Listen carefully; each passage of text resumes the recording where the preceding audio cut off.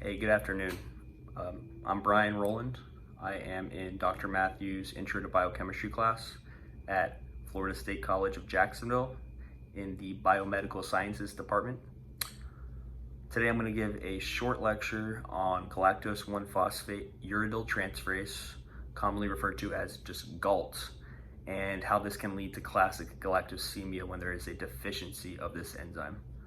Before I get started, I would like to apologize for my screen being inversed in the video. I'm down in Miami working out of a hotel room right now, and this is just, I'm using the resources I have available to get this done, so I do apologize.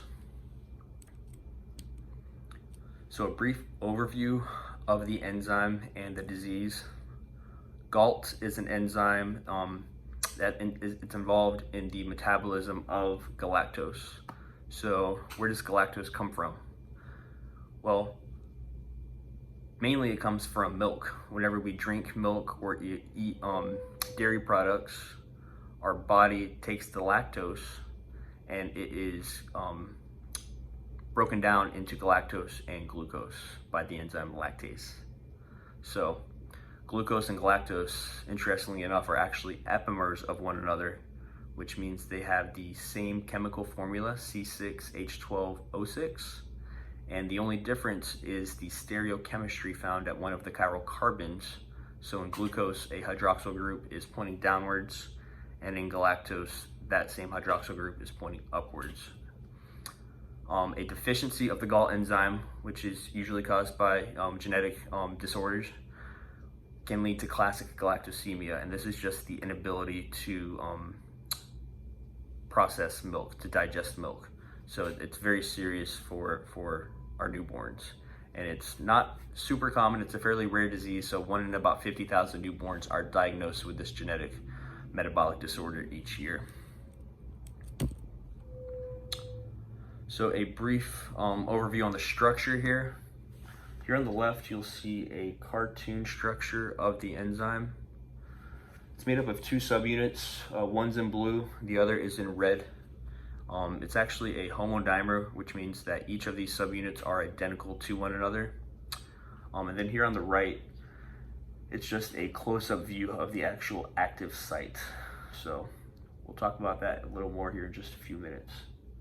Also, you'll see in the cartoon structure these purple balls. You'll see these gray ones back there as well.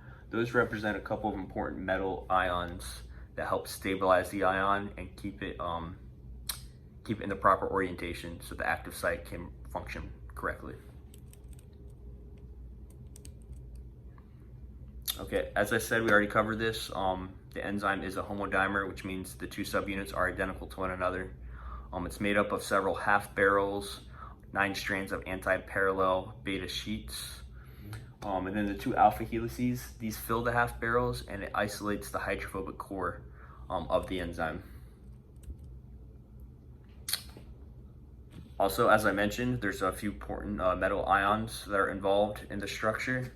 So initially the iron ion, it stabilizes the subunits interactions with histidine side chains. So the iron is basically in the center of the subunit, and then the histidine side chains interact with that iron ion and it holds the histidine side chains in place. So that's very important for the stability of the entire enzyme. And then the zinc ion kind of does the same thing. It's located closer to the actual active site, and so this is important for keeping the active site in the correct orientation. Okay, so the lower pathway. This actually explains how we go from ingesting milk to getting galactose and glucose, and how galactose goes through several changes and we end up with a product that can enter glycolysis, which is the glucose 6-phosphate. So as we know, glucose can go straight into glycolysis and start, producing ATP. However, galactose cannot. So we start off with the lactose, and the lactase enzyme breaks lactose down into the monosaccharides glucose and galactose. Galactose then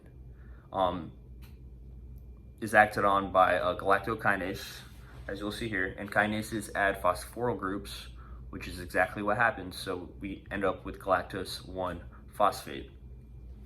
Now, galactose 1-phosphate is basically an intermediate product of the pathway, and this is the point in time where our important galactose 1-phosphate uridyl transferase comes into play. So the GALT enzyme is going to take a UDP glucose, and it's going to transfer the UDP, the uridine diphosphate, to the galactose. So that'll give us two different products at this point in time. We're going to have the glucose 1-phosphate, and we're going to have the UDP galactose. Now, the glucose 1-phosphate can continue on in the pathway and, turn into glucose 6-phosphate for glycolysis. However, the UDP galactose kind of circles back around, and the UDP galactose epimerase here, it flips the switch for the stereochemistry as we talked about earlier. So the galactose hydroxyl group is going to be flipped up, and so now we're going to have the UDP glucose, which allows this mechanism right here to keep going around. It just continues to happen. Then when we have the glucose 1-phosphate, the phosphoglucomutase is just going to move the phosphate group from the one carbon position over to the 6 carbon position, and this gives us exactly what we're looking for, so we can enter glycolysis and make some energy, our ATP. So the mechanism of this enzyme, GALT is it's a member of a histidine triad family of transferases. So this is a group of enzymes that are an ancient superfamily of nucleotide hydrolases and transferases. And they catalyze specific biological reactions in very similar ways, mechanistically. So since we know that GALT is a member of this superfamily, we can assume that it follows the same mechanism, which is a ping-pong mechanism. And that's a form of covalent catalysis where new products are formed and released. And we'll go over that in just a moment. I have an illustration to show you. This is supported by the Lineweaver-Burke plot for this enzyme, which shows parallel lines. And that's a classic sign for ping-pong mechanisms. Okay, so here is the mechanism for our specific enzyme, GALT. So here we have the enzyme, and it's going to do a nucleophilic attack with these lone pair electrons on the nitrogen, and it's going to attack the phosphate group of this UDP glucose. And this is going to give us one of our first products of the pathway, which is the glucose 1-phosphate. So we have this intermediate state here of the enzyme, and so that's going to be the enzyme UMP adduct, which is a new molecule basically. That molecule is going to then interact with galactose 1-phosphate, and the phosphate group is going to be added back to the UMP, and then the enzyme will be released. So then we end up with our original enzyme, the UDP galactose, and the glucose 1-phosphate, which we explained just a few minutes ago as part of the lower pathway. Here is just an example of the Lineweaver-Burke plot for the enzyme. And this shows that as the concentration of the enzyme increases or decreases, the Vmax and the Km is going to correlate. It's going to shift accordingly, if you will.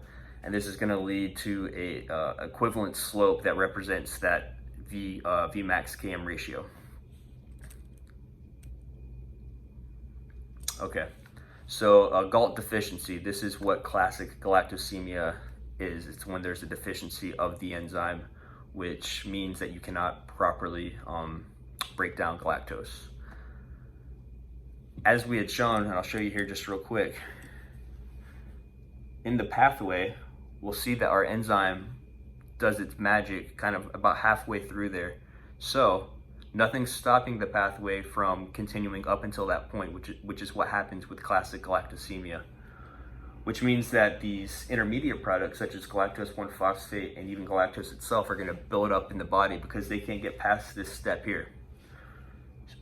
It's believed that galactose 1-phosphate, when it accumulates in the body like that, is actually very toxic, and that's what causes a lot of the negative side effects from this disease. So the classic galactosemia is actually an inherited genetic disorder. So it's something that's passed down. It's usually caused by the mutations to the enzyme, to the active site specifically, and these are generally missense mutations. So in summary, classic galactosemia is caused by the mutation of the GALT enzyme. The enzyme itself is a homodimer, and it has two very important metallic ions, which are zinc and iron. It follows the Lalore pathway, and the mechanism is a ping pong mechanism, which can be traced back to the triad family, which was the ancient superfamily of transferases and hydrolases. That's all I got for you. Thank you very much for tuning in. I hope you learned something today, and God bless.